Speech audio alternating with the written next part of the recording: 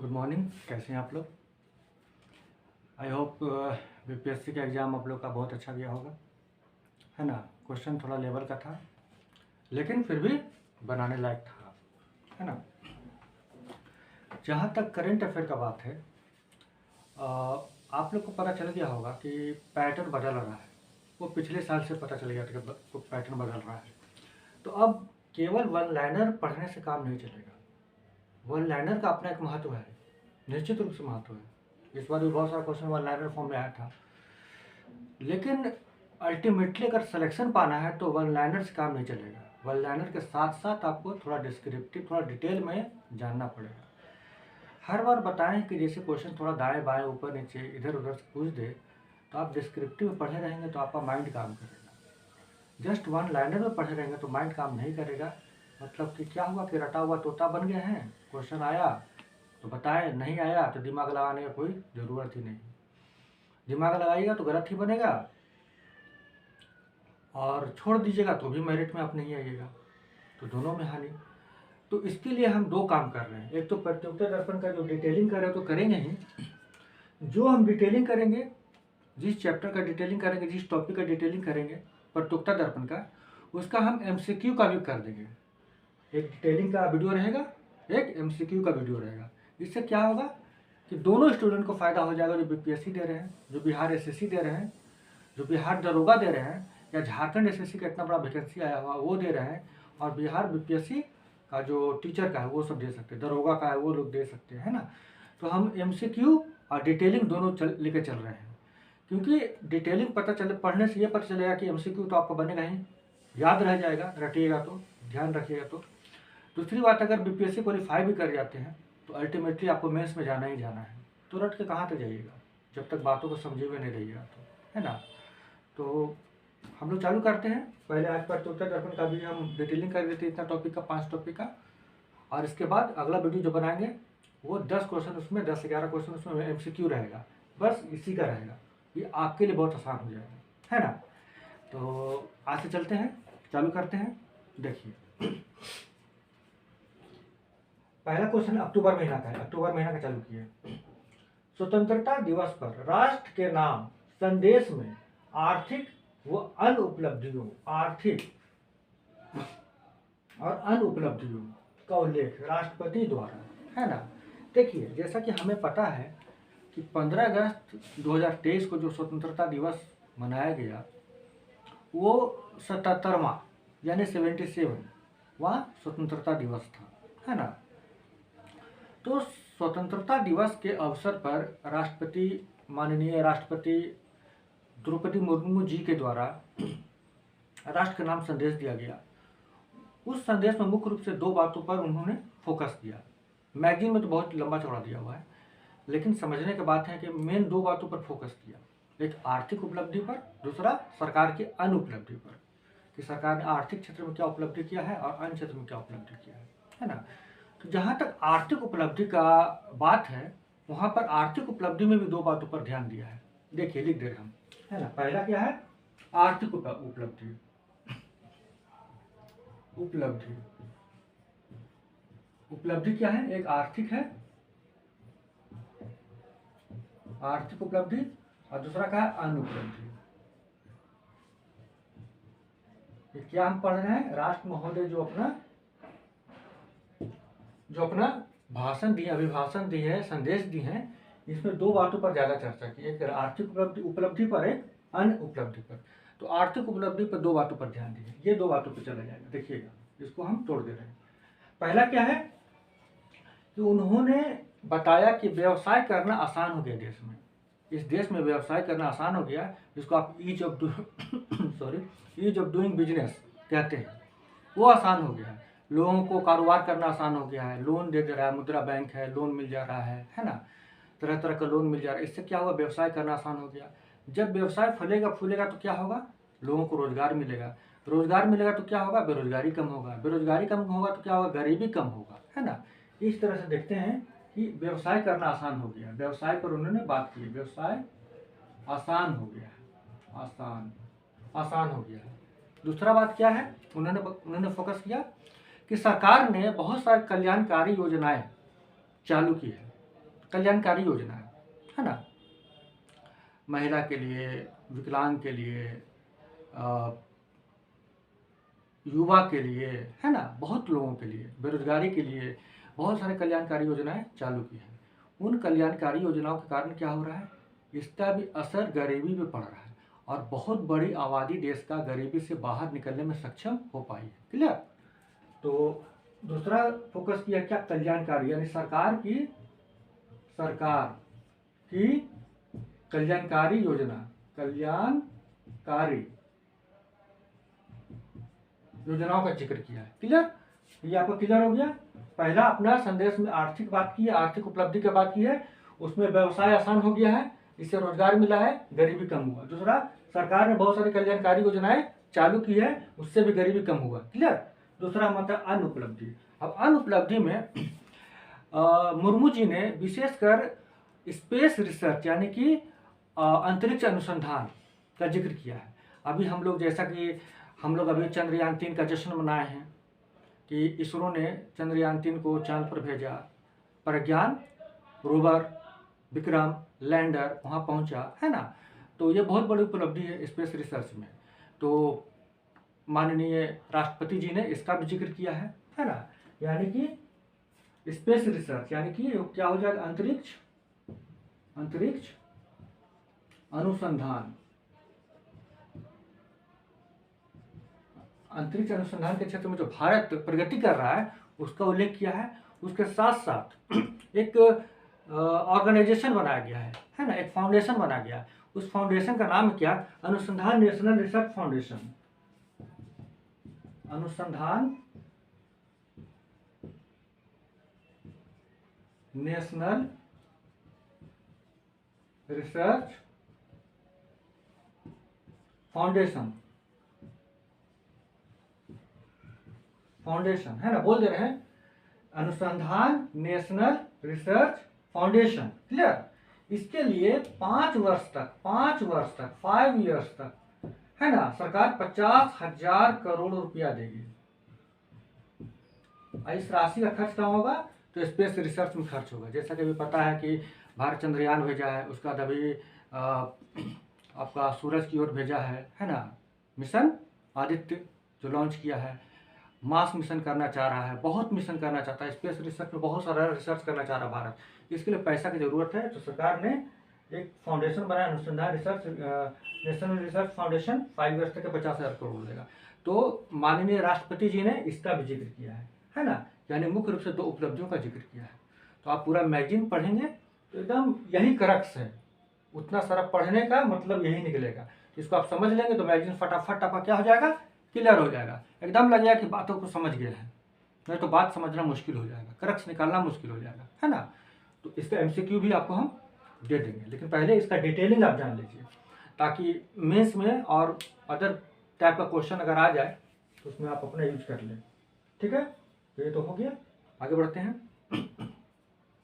इसको नोट कर लीजिए आप लोग। ठीक है, आगे बढ़ते हैं।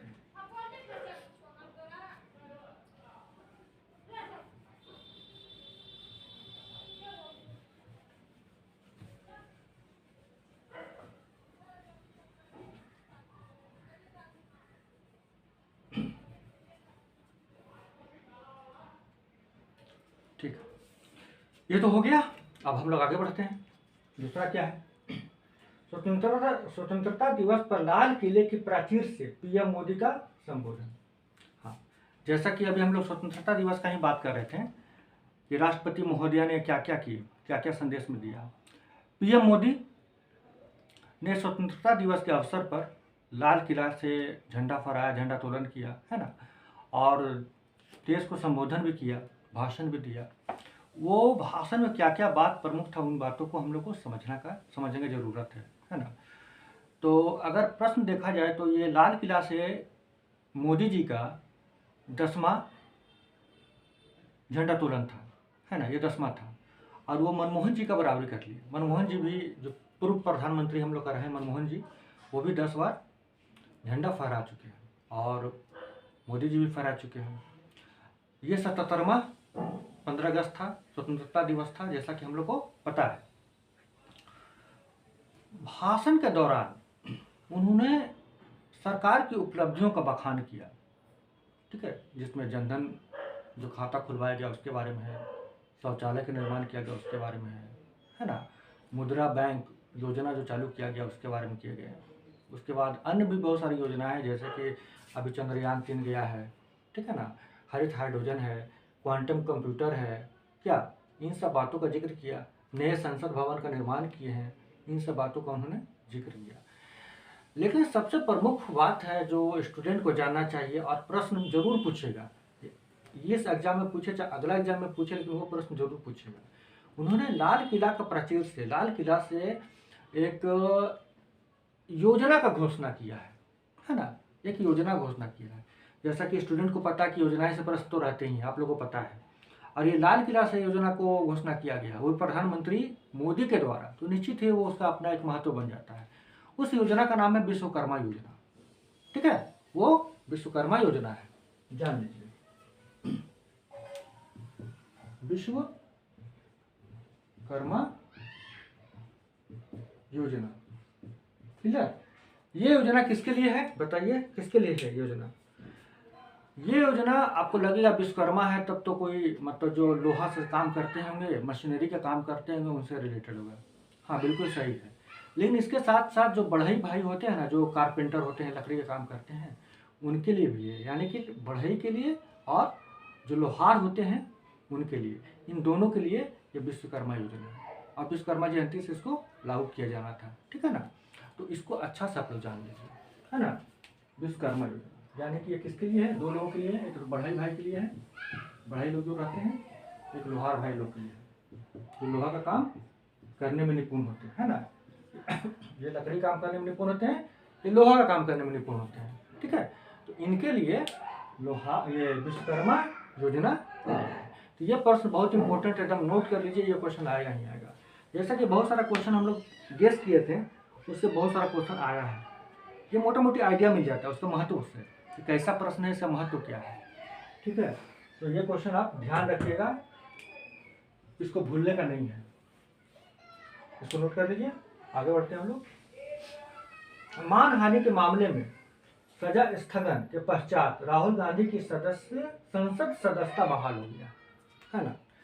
दोस्तों जैसा कि पता है हम लोगों को कि अभी हाल ही में राहुल गांधी को सूरत का एक निचली कोर्ट के द्वारा सजा दिया गया। सजा किस बात के लिए दिया गया? कि उन्होंने मोदी सरनेम के लिए कुछ आपत्तिजनक बात बोल दी थी, है ना। कुछ लोगों ने उनका विरोध किया और मामला चला गया कहाँ? कोर्ट में। ये घटना है 2019 का। 2019 का कुलार तो जानती हैं, कुलार में एक जनसभा का संबोधन कर रहे थे। कौन? राहुल गांधी जी। और उन्होंने जनसभा को संबोधन करने के दौरान मोदी नेम को लेकर कुछ ऐसा बात कह दी है जिससे कुछ लोगों को बुरा लगा, और वो चले गए कहाँ? कोर्ट में। कोर्ट में जाकर मानहानि का दावा कर दिया। तो 23 मार्च घटना था 2019 का, ठीक है। लेकिन 23 मार्च 2023 को सूरत का एक मेट्रोपॉलिटन कोर्ट ने राहुल गांधी जी को 2 साल का सजा, कारावास का सजा दे दिया, है ना। 2 साल का जो मैक्सिमम सजा था, 2 साल का दे दिया। जिसके फलस्वरूप क्या हुआ कि लोकसभा सचिवालय ने राहुल गांधी जी का सदस्यता, संसद का सदस्यता रद्द कर दिया गया, और उनका आवास भी, जो सरकारी आवास होता है, वो भी वापस ले लिया। एक्चुअली होता है कि नियम है, कानून है, और कानून को आप पक्का याद रखिएगा। कानून क्या है कि कानून संविधान का अनुच्छेद 102 लिख दे रहा अभी हम, लेकिन समझ लीजिए पहले। संविधान का अनुच्छेद 102(1) के तहत, संविधान का अनुच्छेद 102(1) के तहत तथा जनप्रतिनिधि अधिनियम 1951 यानी 1951 के सेक्शन 8 के तहत अगर किसी जनप्रतिनिधि को, जो संसद का सदस्य हैं, अगर उन्हें 2 साल का सजा मिल गया, कारावास का सजा मिल गया, तो उनका सदस्यता, संसद से सदस्यता खारिज हो जाता है, रद्द हो जाता है ना। तो इसी कारण लोकसभा सचिवालय ने उनका सदस्यता यानी राहुल गांधी का सदस्यता को रद्द कर दिया गया। फिर मामला कहाँ गया? मामला गया गुजरात के हाई कोर्ट में। हाई कोर्ट ने भी सूरत का जो मेट्रोपॉलिटन कोर्ट था उसके सजा को बरकरार रखा। फिर मामला कहाँ गया? सुप्रीम कोर्ट में। लेकिन सुप्रीम कोर्ट ने सजा पर रोक लगा दिया। रोक लगाने का आधार क्या था भाइयों? तो रोक लगाने का आधार था कि सुप्रीम कोर्ट कहा कि मेट्रोपॉलिटन जो कोर्ट है वो मैक्सिमम सजा दिया है, एकदम मैक्सिमम, एक दिन भी कम नहीं। तो मैक्सिमम सजा देने का क्या आधार है? इसका कारण वो मेट्रोपॉलिटन कोर्ट से पूछा, सुप्रीम कोर्ट, कि किस आधार पर आप मैक्सिमम सजा दिए हैं, और उसको कारण अभी तक नहीं बताया गया है, जिसके कारण अभी सुप्रीम कोर्ट ने उस सजा पर रोक लगा दिया है ना। तो ये बात समझने का है। तो अभी रोक लग गया है, तो फिर से राहुल गांधी जी का सदस्यता बहाल हो गया है, फिर से उनका आवास दे दिया गया है, और आगे देखते हैं कि फिर उस पर क्या कार्रवाई होगा, उसको हम लोग भविष्य में आगे देखेंगे। तो मैटर यही था, लेकिन हमको समझने का बात क्या है, हम लोगों को समझने का बात क्या है? यहाँ पर समझने का बात यह है और याद रखने का बात यह है कि सजा कैसे होता है। पहला, संविधान का अनुच्छेद 102(1), दूसरा जनप्रतिनिधि निधित्व अधिनियम 1951, ठीक है, 1951 का सेक्शन 8 ये प्रश्न पूछ देगा। एक तो ये डाल देगा, एक तो ये डाल देगा, बोल देगा किसके तहत सदस्यता रद्द होता है। तो आपको ध्यान रखना है, एक इसको याद रखना है, एक इसको याद रखना है। इसके तहत संसद की सदस्यता रद्द हो जाती है। इन दो बातों को हम लोग को याद रखना है। वो कथा कहानी था, सत्यनारायण भगवान का कहानी था, वो सब सुन लिए, मजा आया सुनने में, लेकिन एग्जाम के दृष्टिकोण से ये इंपॉर्टेंट है, ठीक है। तो इसको हम लोग को ध्यान रखना है, इसको नोट कर लीजिए आप लोग। तो संविधान का अनुच्छेद 102 का 1 और जनप्रतिनिधित्व अधिनियम 1951 का सेक्शन 8 के तहत सदस्यता रद्द होता है। रद्द कौन करता है? तो लोकसभा सचिवालय करता है। प्रश्न में दे देगा कौन रद्द करता है? लोकसभा का अध्यक्ष दे देगा, सुप्रीम कोर्ट दे देगा, हाई कोर्ट दे देगा, लोकसभा सचिवालय दे देगा, और भी एक दो संस्था का नाम दे देगा, है ना, पीएमओ डाल देगा, है ना। तो आपको याद रखना कि रद्द करता कौन? तो लोकसभा सचिवालय, क्लियर, लोकसभा सचिवालय। अब आप लोग आराम से बात को समझ चुके हैं। हम लोग नेक्स्ट में चलते हैं। मोदी सरकार के विरुद्ध अविश्वास प्रस्ताव लोकसभा में ध्वनि मत से खारिज। ठीक है, पहले बात को समझते हैं, उसके बाद जो मुख्य बात है उसको तुम बोर्ड पर लिख ही देंगे, ठीक है ना। बात को समझते हैं। देखिए, अभी 26 जुलाई 2023 को विपक्ष के द्वारा सरकार के विरुद्ध एक अविश्वास प्रस्ताव लाया गया, है ना, कि सरकार बहुमत में नहीं है, अविश्वास प्रस्ताव लाएंगे। लेकिन लाने का मुख्य कारण था, विपक्ष जानता था कि सरकार बहुमत में है, वो सरकार गिरा नहीं पाएगा। सरकार भी जानता कि हम बहुमत में हैं। विपक्ष जो अविश्वास प्रस्ताव लाया है वो अविश्वास प्रस्ताव के लिए नहीं लाया है, सरकार गिराने के लिए नहीं लाया है। इसका मुख्य उद्देश्य था प्रधानमंत्री जी को संसद में लाना, मणिपुर के मुद्दा पर मोदी जी को घेरना, है ना, क्योंकि मोदी जी मणिपुर के मुद्दा पर संसद में नहीं आना चाह रहे थे। अब विपक्षियों का मांग था कि वो संदेश दे मणिपुर के लोगों को। तो विपक्षी ने चालाकी किया क्या कि सोचा कि अब आ नहीं रहे हैं तो अविश्वास प्रस्ताव लाओ, जिसके कारण उनको आना पड़ेगा। और वो आए और लोगों ने उन्हें मणिपुर के मुद्दा पर घेरा, है ना। लेकिन जैसा भी जो भी हो, लेकिन मैटर ये है कि वो खारिज हो गया, क्योंकि सरकार ऑलरेडी बहुमत में था और विपक्ष का भी उद्देश्य नहीं था। विपक्ष का जो उद्देश्य था वो पूरा हो गया, सरकार तो बहुमत में तो था ही, तो सरकार तो गिरने का कोई संभावना था ही नहीं, है ना। तो ये काम हो गया, ठीक है। दूसरी बात है, हमें समझना क्या कि दो बात समझना है कि किस नियम के तहत अविश्वास प्रस्ताव लाया जाता है। स्टूडेंट को ये जानना है, परीक्षा में ये पूछेगा, है ना। राजनीतिक पॉइंट ऑफ व्यू से परीक्षा नहीं पूछेगा, स्टूडेंट पॉइंट ऑफ व्यू से पूछेगा, है ना, कि किस नियम के तहत अविश्वास प्रस्ताव लाया जाता है ना। तो ये सब बातों को हम लोग नोट कर लेते हैं। चलिए,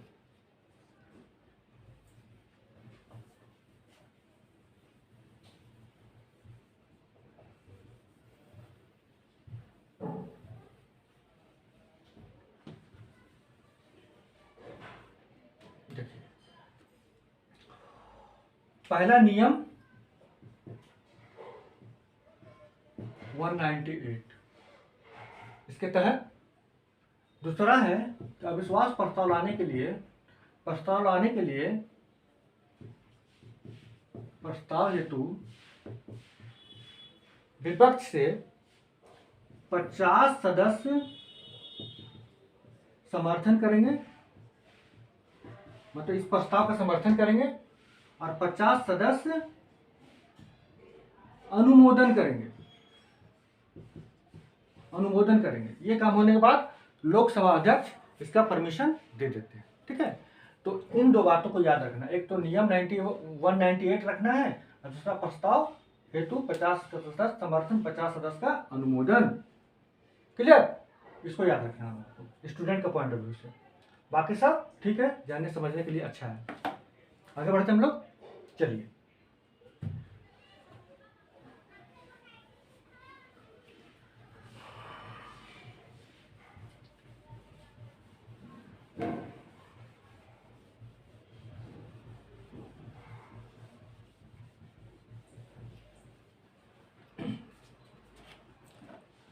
अगला क्या है?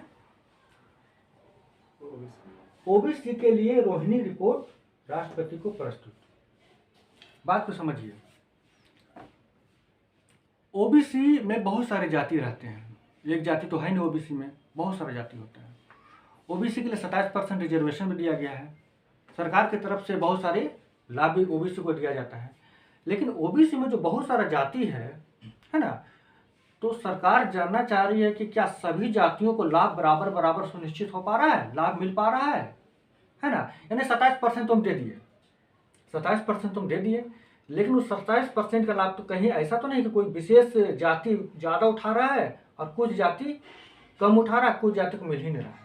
यानी उनका रेशियो के अनुपात से उनका जो अधिकार है, जितना उनका भागीदारी है, कहीं भागीदारी के हिसाब से किसी को ज़्यादा मिल जा रहा है, किसी को मिल ही नहीं पा रहा है, ऐसा तो नहीं है। तो इसके जांच के लिए है ना, इसके जांच के लिए एक रोहिणी आयोग का गठन किया गया 2017 में, है ना। और उसी रोहिणी आयोग का गठन किया गया था। वो रोहिणी जो है, मैडम रोहिणी है, वो दिल्ली हाई कोर्ट का रिटायर्ड चीफ जस्टिस है, जान लीजिए, है दिल्ली हाई कोर्ट का रिटायर्ड चीफ जस्टिस हैं। उन्हीं की अध्यक्षता में रोहिणी आयोग का गठन किया गया और वो अपना रिपोर्ट तैयार करके माननीय राष्ट्रपति जी को दे दी है। ठीक है, अभी रिपोर्ट को जारी नहीं किया गया है। तो अब समझ लेना, बातों को तो अब समझ गए, अब इसको समझ लेते इस तरह से। देखिए, ओबीसी हुआ, इसको 27% मिलता है, जिसे पता है आपको, है ना। और भी सरकारी लाभ मिलता है, अन्य सरकारी जो भी लाभ मिले। तो इसमें ए वर्ग का किसी जाति का नाम हम नहीं लिख रहे हैं, ए वर्ग बी जाति का होगा, सी जाति का होगा, डी होगा, ई होगा, बहुत सारे जाति होगा। मान लीजिए कि इसमें 27% के तहत मान लीजिए कि 100 आम है, 100 आम का बंटवारा करना है। इसमें मान लीजिए 25 लोग रह रहा है, इसमें मान लीजिए 50 लोग हैं, इसमें मान लीजिए कि 10 लोग हैं, इसमें मान लीजिए कि 15 लोग हैं। तो कितना हो गया टोटल? 25 10 कितना, 35 5 40 10 50 100, मान कितना है ना। ठीक है, इसको 25 है, इसको मिल जा रहा है 50 आम, संख्या इसका 25, इसको मिल जा रहा है 50 आम। अब बाकी 50 में क्या हो रहा है, इन सब का बंटवारा हो रहा है, यानी इन सबको ऑलरेडी कम मिलेगा। मान लीजिए कि इसका 50 संख्या, इसको मिल रहा है 10, इसका है 10, इसको मिल जा रहा है 20, है ना, इसका 15, इसको मिल रहा है 30। यानी क्या आपको लग रहा है कि बंटवारा बराबर हो रहा है। जिसका संख्या ज्यादा उसी को कम मिल रहा है, जिसका संख्या कम है उसको दुगना मिल जा रहा है। तो ये कहीं अटपटा है ना। तो जो सरकारी लाभ है, जो 100 आम है या 100 कुछ भी समझ सकते हैं, सीट समझ सकते हैं, रिजर्वेशन के हिसाब से आप नौकरी का सीट समझ सकते हैं, या कोई भी बेनिफिट, उसको हम 100 मान लीजिए। इसका बंटवारा उसका संख्या के अनुसार से, उसका जनसंख्या के अनुसार से अनुपात में बंटवारा सही तो हो रहा है कि नहीं हो रहा है। कहीं ऐसा तो नहीं कोई जाति कुछ मिल ही नहीं रहा। मान लीजिए ई जात है, ई जाति का लोग है, इसको कुछ भी नहीं मिल रहा, कुछ भी बेनिफिट नहीं मिल रहा है, और ओबीसी में काउंट भी कहा जा रहा है, सारा बेनिफिट एक जाति ले जा रहा है। तो इसके लिए क्या किया कि रोहिणी आयोग का गठन किया गया कि जातियों का फिर उप विभाजित कीजिए, उप वर्गीकरण कीजिए, इसका तो ऑलरेडी वर्गीकरण किया गया, लेकिन उसका फिर से उपवर्गीकरण कीजिए कि जनसंख्या के हिसाब से कौन ज़्यादा ले जा रहा है, कौन किसको मिल ही नहीं पा रहा है, ताकि सरकार फिर उसके लिए कुछ नियम कानून बना सके। तो बस रोहिणी आयोग इसी के लिए, इसी उद्देश्य को पूरा करने के लिए रोहिणी आयोग का गठन किया गया था। क्लियर? आप समझ गए आप?